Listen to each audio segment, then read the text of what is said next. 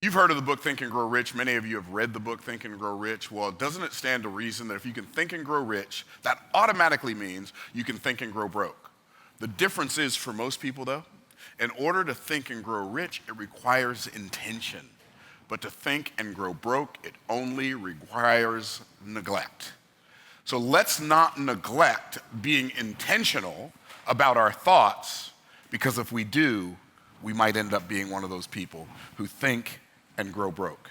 In this video, I'm going to talk about the kinds of thoughts you have to avoid if you don't want to think and grow broke.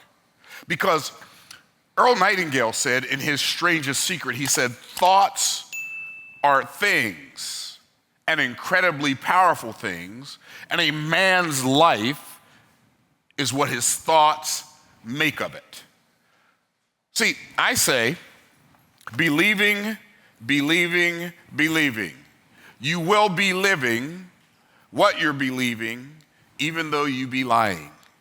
What does that mean? Anything I tell myself about a future outcome, I made it up. You can say I'm going home, but what you really mean is I intend to go home. You're not guaranteed to get there. And see, what we have to understand is we have to understand that we have to become hyper-intentional about our work, or about our thoughts. If we're going to become hyper-intentional about our thoughts, we automatically have to be hyper-intentional about our words. Because the reality is, you can speak without thinking, but you can't think without using words. So let's get this party started. What kind of thoughts cause people to think and grow broke? And I've noticed I can tell if I'm having a conversation with a person that's not even about money. It could be about something else. I can pretty much gauge where they are financially because how you think, both on a conscious and subconscious level, determines how you communicate. But then it's a cycle, because how you communicate contributes to how you think. And so, what are the thoughts that we have to avoid? Well, I think number one, thinking from the past instead of thinking from the future. What does that even mean?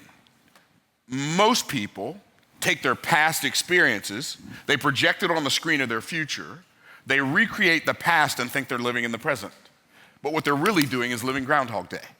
Most people are living their yesterday today. They're living their last week this week. They're living their last month this month. They're living their last year this year. They're living their last decade this decade, and their life isn't getting better, which goes against the very first thing that God ever said to a human being when he spoke to man. He said, be fruitful and multiply, replenish the earth, subdue it, and have dominion. Well, when he said be fruitful, a fruit is a living organism whose seed is in itself. The ability of a fruit to reproduce is inside the fruit. So when God said to man, be fruitful, he wasn't just talking about having children. He was talking about, I put an aspect of my creativity inside of you. Now, what's really interesting is he put a different aspect of his creativity inside of all of us. Like, some of y'all can sing better than me. Probably not many of you, but some, no, I'm just kidding. Some of y'all can sing better than me. Some of y'all can write better than me. Some of you can, dunk a basketball better than me. Well, if you can dunk a basketball, you can automatically dunk it better than me. Okay, so what's my point? But there's things I can do better than you. Why? Because God didn't put every aspect of his creativity inside of anybody, but he put an aspect of his creativity inside of everybody. And so that creativity, that aspect of his creativity that he put inside of us, it is our job to produce on the outside based on what God put on the inside. But he said, be fruitful. Now, the other interesting thing about a fruit is this: because it has a seed in it, when you sow the seed, you don't reap a piece of fruit. You reap a tree. And the tree might produce 100, 200, 300 apples a year, oranges, whatever your kind of seed you plant. Once it's mature, it might produce 100 to 300 pieces of fruit per year. And I love what Warren Wiersbe said. He said, any fool can count the number of seeds in an apple, but only God can count the number of apples in a seed. And so what we have to do is we have to make sure that we cultivate the seed of creativity that God put inside of us so we can be fruitful. And we can be fruitful and multiply because you reap what you sow, but you don't reap when you sow. You reap later than you sow. You reap what you sow but you don't reap the amount you sowed, you reap more than you sowed. And so while you reap what you sow, you don't reap when you sow, and you don't reap what you sowed, you reap more than you sowed later than you sowed. I hope y'all picking up what I'm putting down. And so God said, be fruitful and multiply. Why? Because multiplication is the natural output of the input of fruitfulness. So when God said, be fruitful and multiply, multiplication is the natural output of the input of fruitfulness. Like a seed that you plant in the ground does not have the ability to only produce one fruit. Nothing in nature grows by addition. In nature, everything grows by multiplication, which means when God said, be fruitful and multiply, the word multiply means to increase. But it's not just an incremental increase, it's an exponential increase. It's a geometric increase. See, there are people in the world who want to act like human beings are destroying the planet. But human beings aren't here for the planet's here for the human beings. And that doesn't mean we should pollute. I'm not saying we should take care of our environment. God said clearly, pollute not the land in which ye dwell. But the environment isn't God. The earth is not my mother. It is here to serve me. I am not here to serve it. And these people who want to depopulate the earth so the earth lasts longer, the earth is here for us. It's not the other way around. Anyway, I digressed a little, but it was a good digression. When he said, be fruitful and multiply, replenish the earth, the word replenish means to fill up.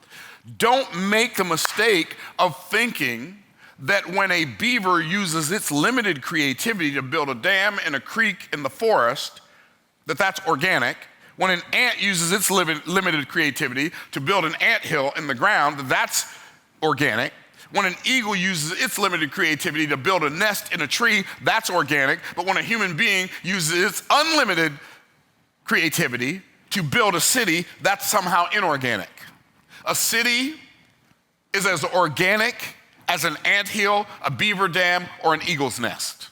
So when God said, be fruitful and multiply, what he's telling us to do, he's telling us to increase and fill up the earth. Replenish means to fill up the earth with the multiplication of the things that we create. That's our job. So when God said, be fruitful and multiply, replenish the earth, and they said, subdue it. What does subdue mean? Trample down, stomp it. What does that mean? That means trample down anything that tries to stop you. And if he's telling me to trample it, that means whatever opposes me is both beneath me and smaller than me. So if he told me to trample it, that means I have the ability to trample it. It's already under my feet. Now all I have to do is take the action to step on all of the stoppers. Well, so we have to be fruitful, multiply, replenish the earth. What is God saying? God is saying that a human being's life is supposed to be progressively productive. What does that tell us? We shouldn't be living Groundhog Day. Today should be better than yesterday. This week should be better than last week. This month should be better than last month. This year should be better than last year. And I'm not just talking about better financially, but I'm including better financially. This whole idea that as you get older, you have to get sicker and weaker and broker is hideous. But if you believe that, then that's exactly how you're going to set up your life. I know people my age who talk like they're 100. Guess what? They also walk like they're 100. They move like they're 100. Right? They act like they're on death's doorstep. I know people younger than me act like they're on death's doorstep. I'm only 62. I'm just getting started. Let's get this party started. Let's go. So stop thinking from the past. The past is nothing more than your launch pad for your future. Treat it like that. But people who live in the past and they just dwell on the past, yeah, but this happened to me and that happened to me. A bunch of stuff happened to all of us. We have to make sure we don't allow our past to imprison our future in a life of lack and limitation. Well, thinking from the past instead of the future, that's one. Thinking that you're smaller than your challenges. What does that mean? You will never face anything that's bigger than you if you are operating based on kingdom principles. Nothing's bigger than you. You'll face challenges, but the challenges aren't bigger than you. Somebody say, well, you don't understand, Myron, you're going to die one of these days. That's not a challenge bigger than me. I've already received Christ. So when I die, I just begin to live. Jesus said, whosoever believeth in me shall never die, and whosoever liveth and whosoever liveth in me, though he were dead, yet shall he live, and whosoever liveth and believeth in me shall never die. And then he said this, believest thou this? So I even win when I die. Well, here's the problem with a lot of Christians, though. They think they start winning when they die.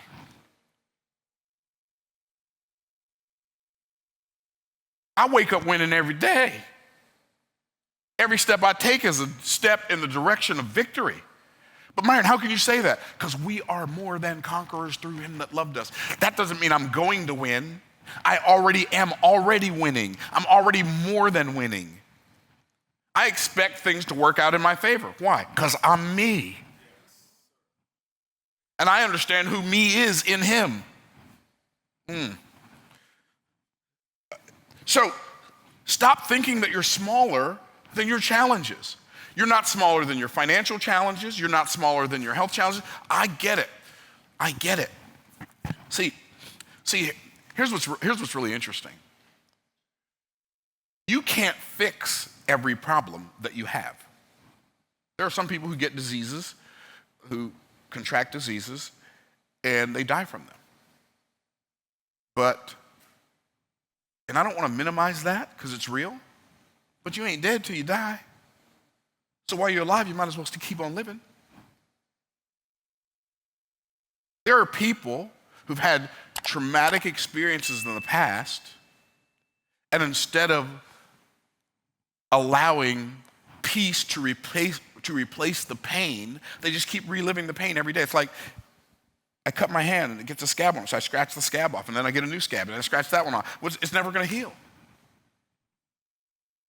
Like, we got to let go of yesterday if we're going to take hold of today, if we're going to march into tomorrow. We've got to understand that we are bigger than our challenges. I had polio as an infant. I got this big old metal brace on my leg that I got to drag, and like, this leg doesn't hold me up. If I don't have the brace on, I'm walking on crutches.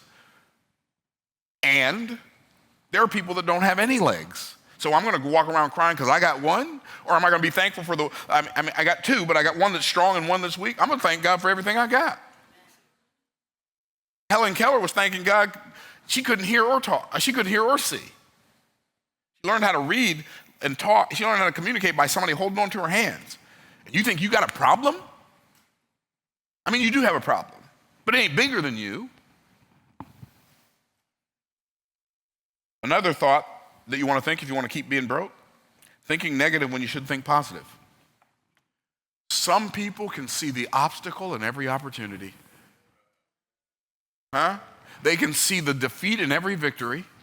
They can see the downside of every upside. And they wonder why their life ain't working. Because you're glum.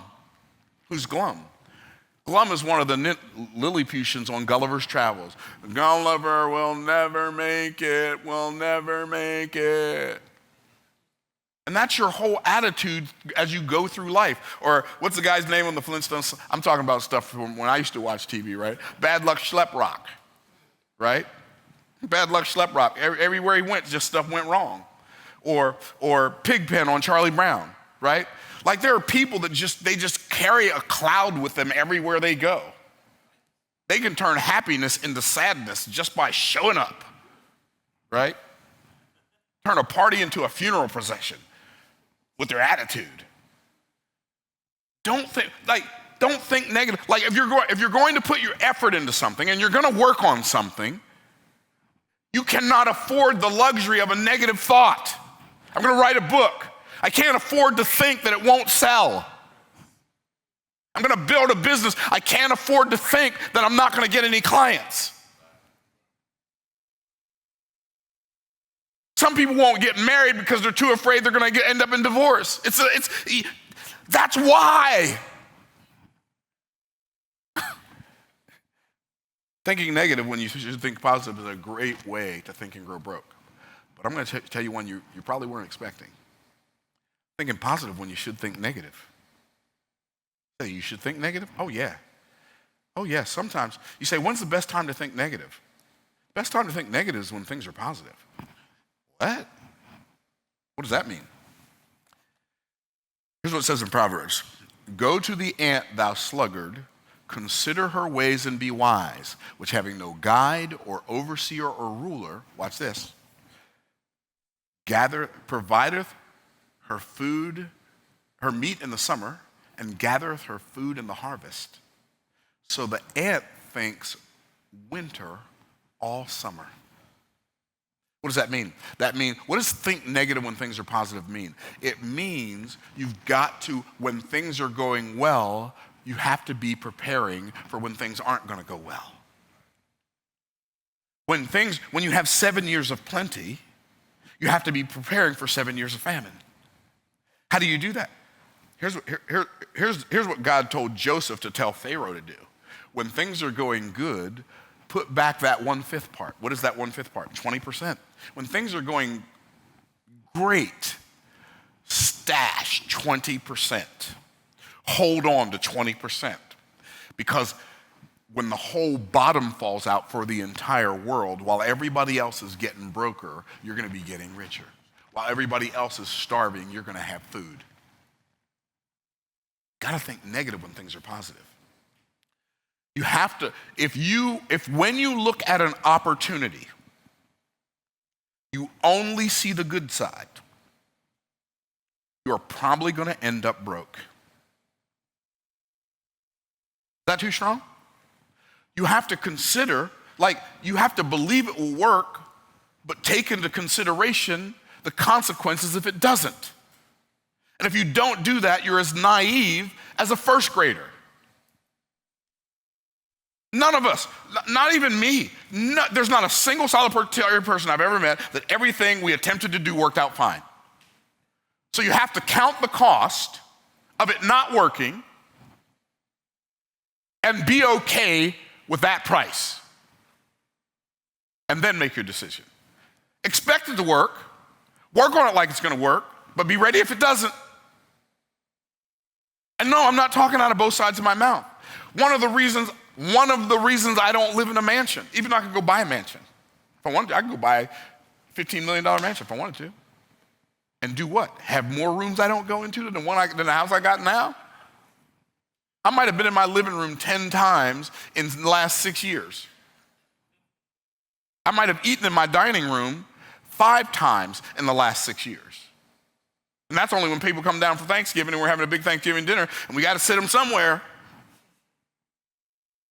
I don't need more rooms not to go into. I don't need more cars not to drive. I mean, I got a couple of cars, but I could have more. A whole bunch more. But why?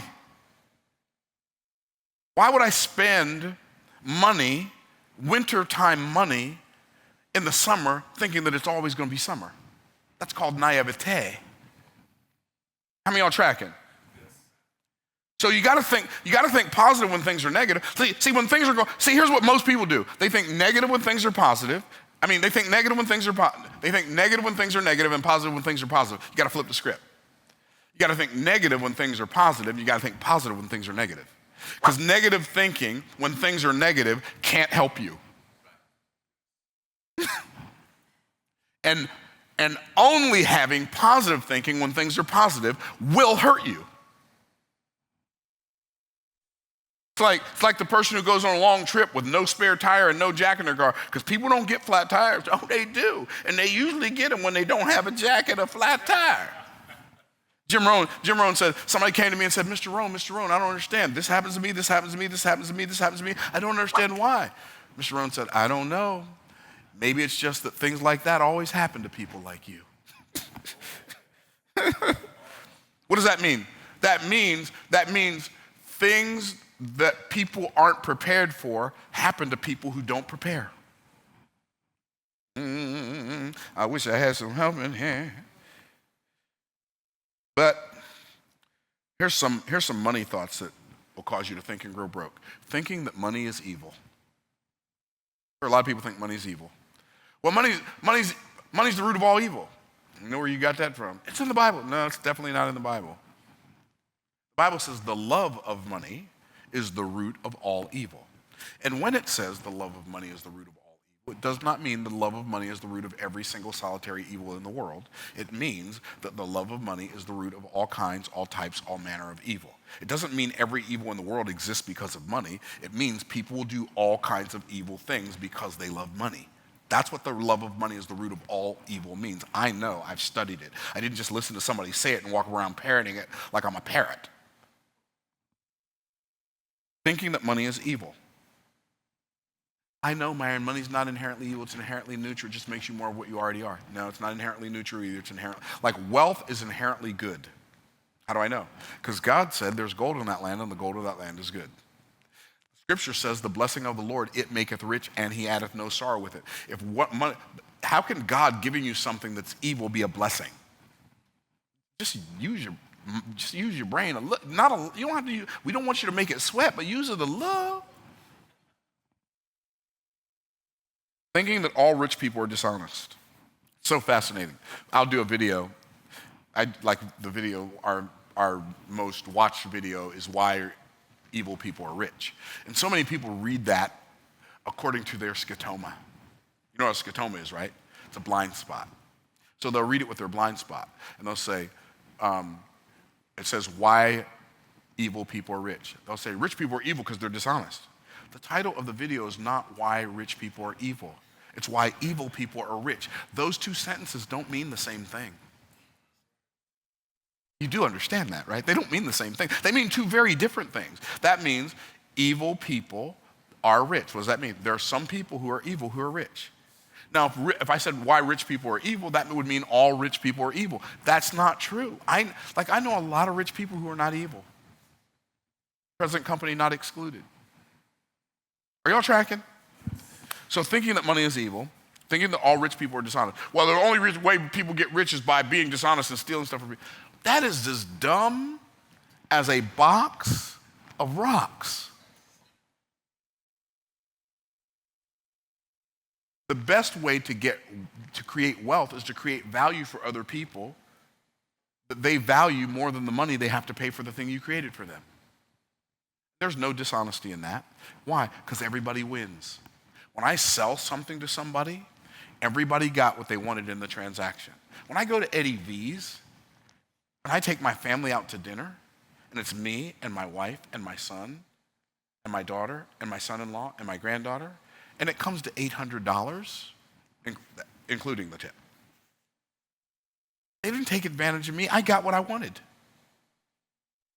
I got a nice meal with my family that we didn't have to prepare. We didn't have to cook. We didn't have to cook. We didn't have to clean up after.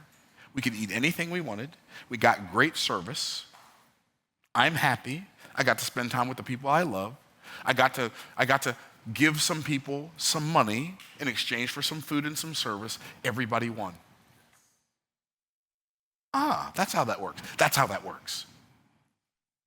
And the last thought that'll make you broke as a joke and ready to choke is thinking that poverty is piety.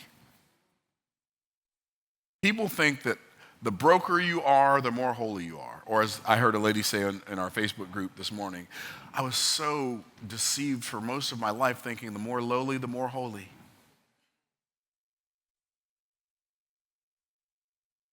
Guys, poverty does not equal piety. In fact,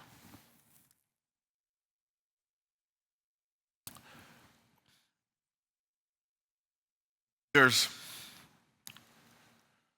a word in Hebrew. That word is ashur. It's spelled Ein, Shin, Resh. Ashur. It means rich.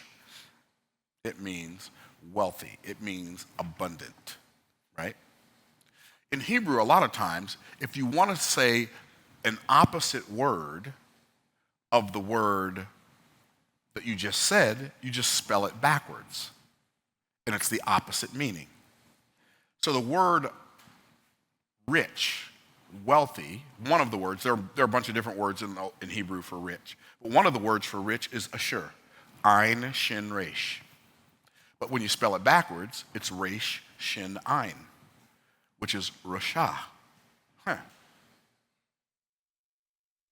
Well, if Rasha is rich backwards, sure. what would you think that the meaning of the word Rasha is? What would you think it is? Poor, broke, right? It's not. It's literally the word, are you ready? Evil, ungodly. What? Yes. Now, am I saying that people who are poor are ungodly? No, that's not what I'm saying. I'm saying if you do evil as a society, and we've seen this, societies that have been historically evil are also historically broke.